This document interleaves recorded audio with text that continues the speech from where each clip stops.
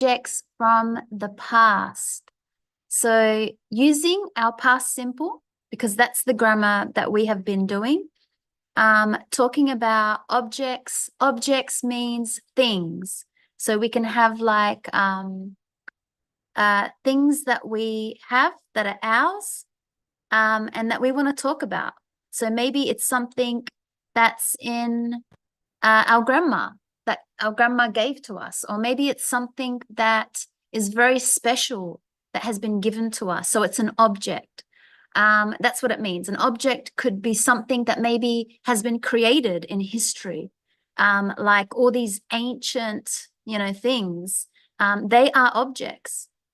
Okay, so that's what we're doing. We've got some vocab to look at first. But before we look at the vocab and we have a video to watch, let's see if I have some grammar notes to tell you. Yes, so time expressions. So when we speak about the past, we know that we can start our sentence with using a time phrase or a time expression, and we can put that at the beginning of the word. So it could be something like earlier today, yesterday, this morning, this moment, last month, last week, a year ago, a month ago, a week ago. Or you could say exactly in which year, in 1895. So you can put this time expression before the subject, which we know is I, you, he, she, it, we, they, and obviously before the action. So the action must be in the past because it's a finished, completed action. So we have to have the ed. And that's how we make a sentence. So something like yesterday I worked, or last year I traveled. So we can definitely put that time to show when did this action happen. So I just wanted to show you those time expressions and make sure that you know that you put them at the beginning of the sentence. Now, yes, you can also have them at the end of a sentence, but it's a lot easier to have them at the beginning of a sentence because it makes you able to, because this is the hard part when you need to think of the verb, the grammar for the verb that you need to do. So always in your mind, just say when are you talking about? So was it last year? And you want to say something in that year, or when I was a kid, or when I was in China, or when I was studying, or last month, or last week. So think of the time first and then talk about the action. What do you want to say? So is it I, or my husband and I, or my family, or whatever, and then the action. So that's why it's really important. Time expressions, we are talking about the past, especially using the past simple, because that's what we've done in the past lessons. And yeah, we want to look at some vocab. I think let's watch the video first, and then we'll go back to the vocab. So let's see if that you can hear these vocabs to do with the past and to do with objects, because we are speaking about objects. And you can watch the video and maybe you can see and learn from the video some vocab. So let's watch the video first, and then we are going to present ourselves an object from the past. So we'll do this a little later. First, let's watch the video. So you can see objects from the past. This looks like, if I read the caption, an ancient object at the Museo del Oro in Bogota, Colombia. So it's an ancient object, a very old object, and I can see this at the museum in Colombia. Okay, so as I said, let's watch a video. And in the video, we're going to hear about 3 objects: a dress, a book, and a statue. I'll just call this a statue for now. Okay, so let's see what can we hear and listen to the time expressions as well. Okay, so let's watch the video.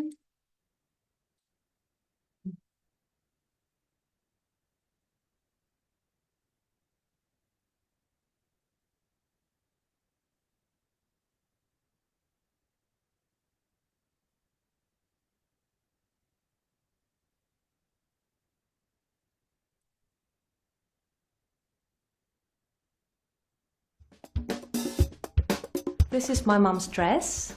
She was born in 1955 in Moscow in Russia, and she got married in the 70s, so she made this dress to wear the day after her wedding. She got married in the summer, so it was very hot.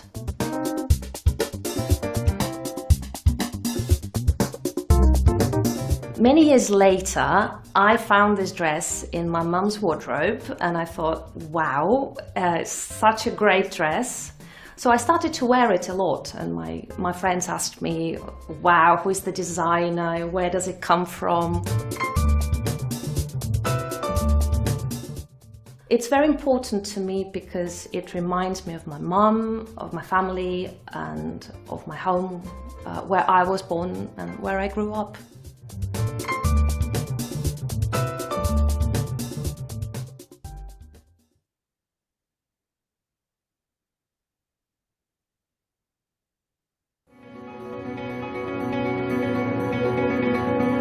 This is a very special book. It's called Tom Brown's School Days.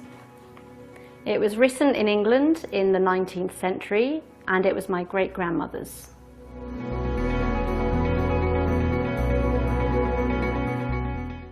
It was special for my great-grandmother because it belonged to her first husband. They were married in 1898, but he died in 1901.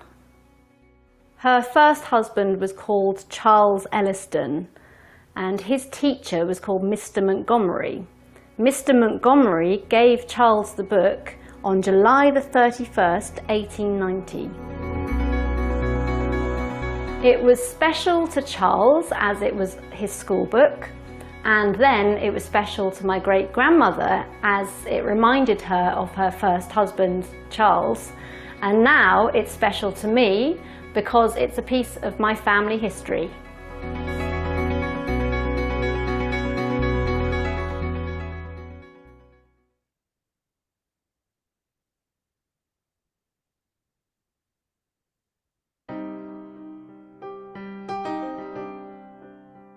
When I was a child, I visited my grandparents' house every Sunday, and I loved visiting my grandparents' house.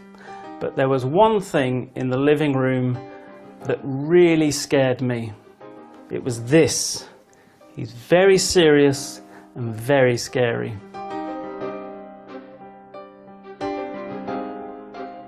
This is Dante. He was a writer from Italy in the 13th and the 14th century. And he has this incredible nose and chin.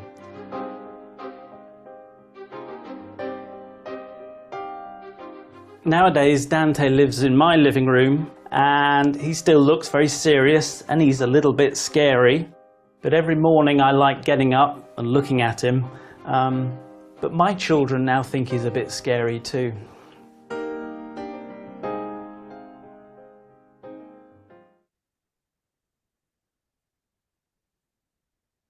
Okay, so we heard about those 3 objects. Let's have a look back now. Put your new dress in the wardrobe. What does a wardrobe mean? Yeah, it's a cupboard in a bedroom for clothes. This old family photograph reminds me of my grandparents. What does that verb to remind mean? It's when something reminds you of something, it makes you remember something. When I was a child, I had a scary teacher. That's an adjective. Scary means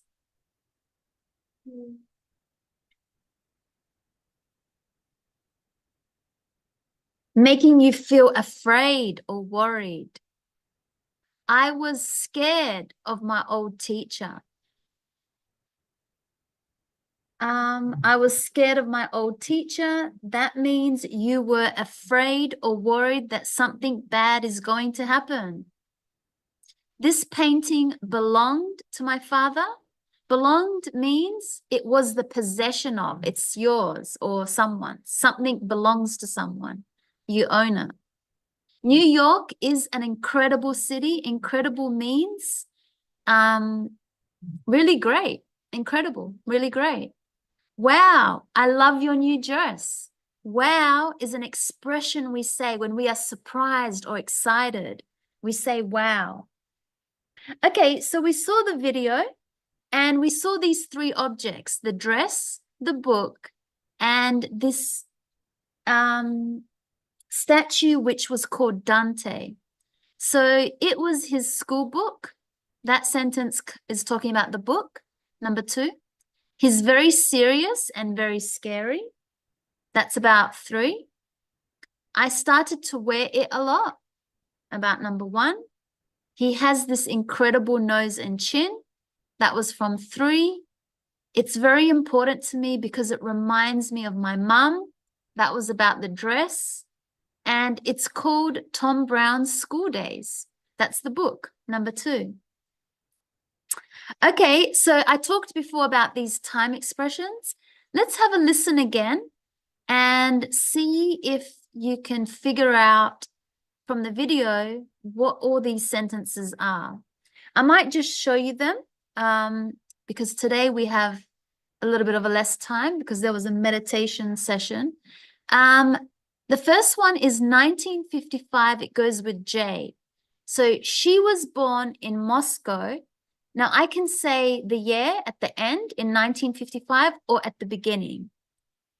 So for number 5, she was born, number 1 is J. She was born in 1995, or you could start your sentence with in 1995, she was born in Moscow. So you can put that time at the start of your sentence or at the end of your sentence. The second sentence we have is in the 70s. So we can write 70s like that. In the 70s,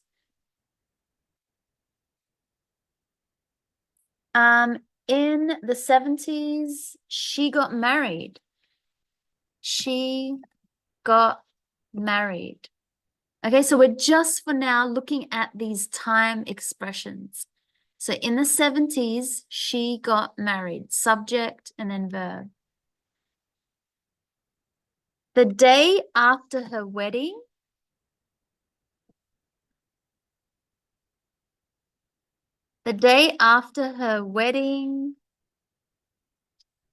she wore the dress. She wore the dress. Good memory with watching the video. Yeah, so, and you can tell that makes a complete sentence. So she wore a dress the day, after her wedding. Years later, her daughter found the dress in a wardrobe. So remember, wardrobe is like a cupboard. So you can see that time expression. Years later, the subject, her daughter, the verb, found, which comes from the verb to find. It's in the past, it's irregular. The dress in a wardrobe. In the 19th century, so remember 19th century, we can write it like this. In the 19th century, so you just got to make sure that TH is like that. So in the 19th century, that means the years from 1900 to 1999. In this century, because 100 years, the book was written. So we have an irregular, written. That comes from the verb to write. We then have in 1901, her great grandmother, so in 1901, her great grandmother, her great grandmother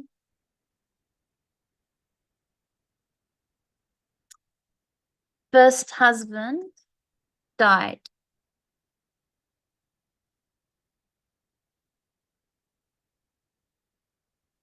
And then we had on July the 31st, 1890, Mr. Montgomery gave the book to Charles. When I was a child, that's a time phrase. He visited his grandparents. Yep, when he was a child, he visited his grandparents every Sunday.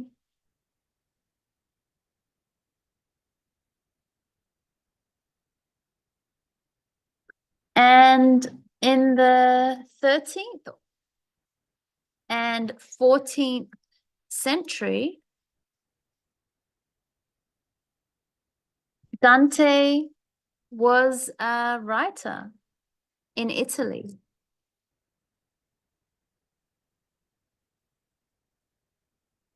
So hundreds of years ago, he was a writer in Italy. Nowadays, that's a time phrase, nowadays, or time expression, he lives in the living room. Okay, so that was talking about time phrase, which we put at the beginning of the sentence for when we speak about an object. Now, I want to have a look at making a presentation. So a presentation, and maybe you want to tell your friend about an object that you saw at the museum, or maybe you just want to tell your friend or someone an object that is of history.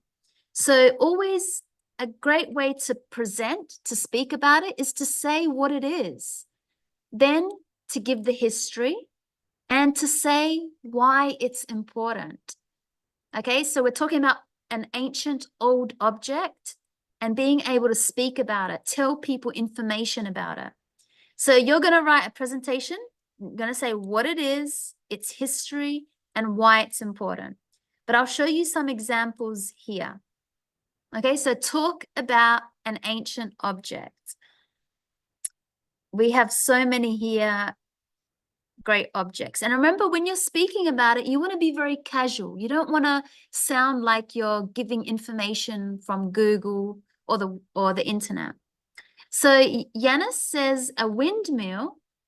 Okay, so that's this object here. It's called a windmill. A windmill is a machine that transforms wind into unstable energy, which comes from the action of force of the wind on oblique blades attached to a common axis. The rotating shaft can be connected to various types of machinery to grind grain, pump water, or generate electricity. Not a very good answer, because she didn't tell us in a simple way, what is it? What's the history of it? When did they first make it? Where? Which country? So probably not a good example. But let's see Jonathan. Jonathan says, hey guys, I'm Jonathan, and this is Brian and Jimena. Today, we are going to talk about this sewing machine. We can see an image. This is an old sewing machine. It was invented in the 1970s, which is the 18th century, by Thomas Saint in London. So that's good. He told us what the object was. He told us when it was made and where in London. This sewing machine was made to decrease the amount of time needed in textile or clothing companies. So this made creating clothes from materials faster. Nowadays, new models are used to make all types of clothes to send around the world. So that's a really good presentation. It tells us about the object, the history, and why is it important today? Because we can make clothes so much faster. Okay, let's have a look at the telegram. This is another one from Adriano. So he says the telegram is a communication device that uses electrical signals to transmit messages over long distances. It was first created in the 19th century to overcome the challenges of long-distance communication before the existence of advanced electronic means. The telegraph allows for instant messages and change the way we communicate. Its importance lies in connecting people and information quickly and making social and economic progress happen faster. Okay, so we have, you can see so many more. This is another one with the gramophone. Okay, so you are going to write and tell us about an ancient object.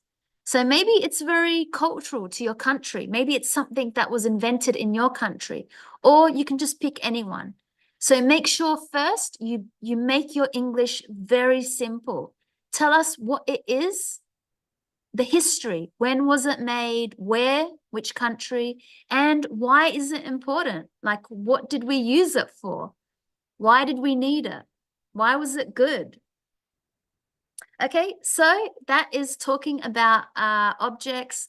I hope that you saw the past simple, how we use the past simple, and how we use the time expression, how we can put that in the beginning. We can say in 1901 or, you know, in the 19th century or whatever. So you can use these time expressions at the beginning of your sentence. Okay, so have a think of what you want to tell us about. You can use number 7. You could see, you know, this is, when you want to say what something is, you say this is, you can say it's very important or it's very special to me because maybe you want to talk about something that your grandmother gave you, like an old necklace or a ring, or, you know, she gave you something. So it could be something that's special to you from your family. It reminds me, it's a piece of my family history. I like looking at it because, so you could say why you like to look at it. Okay, so you've got number 8. Think about an object. Give a short presentation. So make sure you add it here. What is it? Its history and why it's important.